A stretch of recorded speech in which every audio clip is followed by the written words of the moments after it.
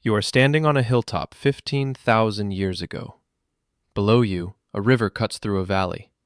There is no fence, no wall, no sign that says you are entering anything. The ground under your feet belongs to no one.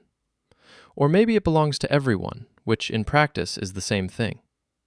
You could walk in any direction and never cross a border, never show a passport. For 290,000 years of human existence, that was the default. No countries, no nations, just land and people on it. Then, somewhere in the last 5,000 years, somebody invented an idea so powerful that 8 billion people now organize their lives around it. So how did humans invent countries? The answer is not simple, and it does not start where you think. For most of human history, home was not a place, it was a family. For roughly 96% of our species' existence, humans lived in small, mobile bands of 20 to 50 related people, moving when the food moved, knowing everyone in the group personally. Robin Dunbar, an evolutionary psychologist at Oxford, published a 1992 paper proposing the human brain has a cognitive limit on stable relationships, roughly 150. Below that, you can govern by gossip and reputation. Above it, the system breaks. Every country today holds far more than 150 people. The country is the workaround. And it started with a decision nobody thinks of as political, the decision to stop moving. Around 12,500 BC, in the Levant, a culture called the Natufian did something unusual. They stayed put. Archaeologist Dorothy Garrett first identified them in 1928. Later excavations revealed circular stone houses and formal cemeteries, year-round villages, built by people who were still hunter-gatherers. They settled down first and figured out farming later. When you are nomadic, land is something you pass through. When you are settled, it is something you invest in. You clear it, you store food on it, you bury your dead in it. And once your ancestors are in the ground, that ground is identity. The first border markers were not fences, they were graves. Graves were not enough to bind strangers together. For that, you needed a shared belief. In southeastern Turkey, at Göbekli Tepe, archaeologist Klaus Schmidt began excavating in 1995, uncovering massive stone pillars over 5 meters tall, arranged in circles and dated to roughly 9500 BC, 6,000 years before Stonehenge, built by hunter-gatherers with no permanent settlement nearby. Schmidt's conclusion rewrote the textbooks. First came the temple, then the city. Belief came before borders. You cannot personally know more than 150 people, but you can believe in the same God as 10,000 strangers. Belief alone does not make a state. For that, you need grain. Around 10,000 BC in the Fertile Crescent, humans began domesticating wheat.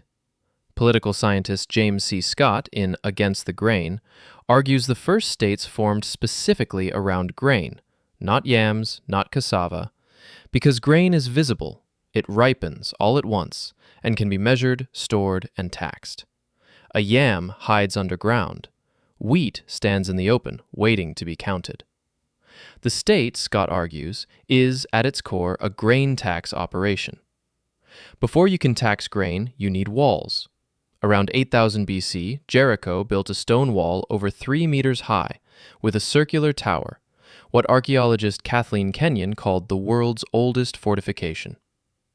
Building it took an estimated 11,000 person days. That is not a family project, that is administration. Surplus and walls bring inequality. Whoever controlled the granary controlled the food and had power. Prestige became hereditary rank, a king, then a kingdom. But a kingdom of 200 people is not a country. For that, you need a city. Around 3500 BC, a Mesopotamian settlement called Uruk grew into the first true city on Earth, housing tens of thousands by 3100 BC, too large to govern by gossip. So they invented writing, not for poetry, but for accounting. The earliest tablets are grain distributions and ration lists. The first written word was probably a number, next to a bag of barley. The country was built on paperwork. Here is where things get counterintuitive. Not every civilization built its country the same way. The Indus Valley Civilization, after 2600 BC, covered an area larger than Egypt and Mesopotamia combined, with grid cities and standardized bricks 1,000 kilometers apart, yet almost no palaces, no royal tombs, no statues of kings. Archaeologist Jonathan Mark Canoyer proposes it was a confederation, held together by merchant guilds and shared standards. A country does not have to start with a crown. But even Egypt, even the Indus Valley, were kingdoms and confederations, not countries as we understand the word today. A modern country needs something ancient empires did not have: the idea that ordinary people, not just kings, belong to the same community. That invention is shockingly recent.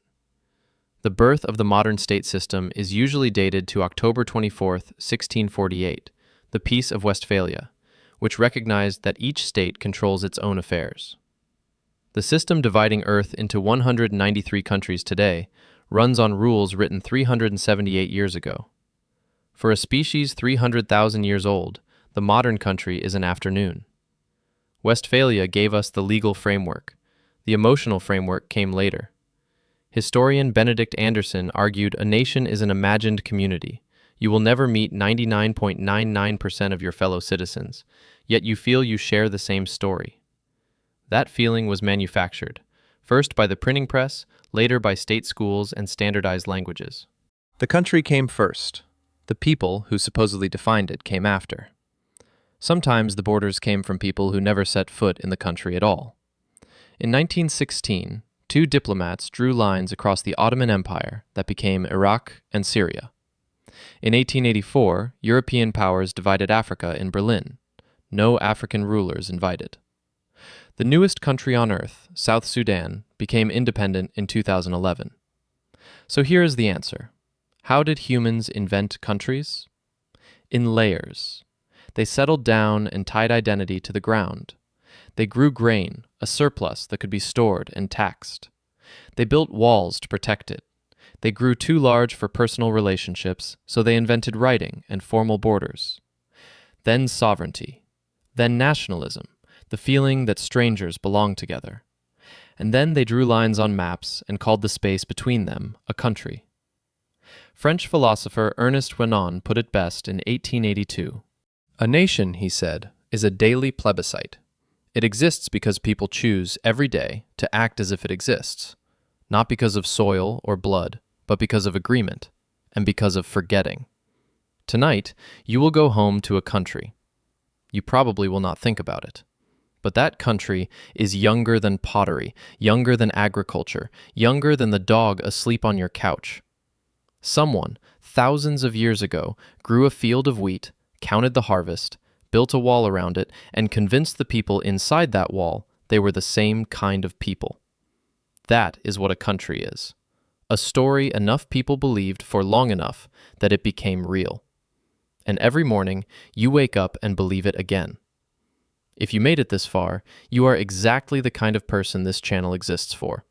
We make videos like this one every week about ancient human behavior, about what your body and your society still remember, about the gap between the world you evolved for and the one you actually live in. If that is something you want more of, hit subscribe. It costs you nothing, and it tells the algorithm that this kind of storytelling is worth keeping alive.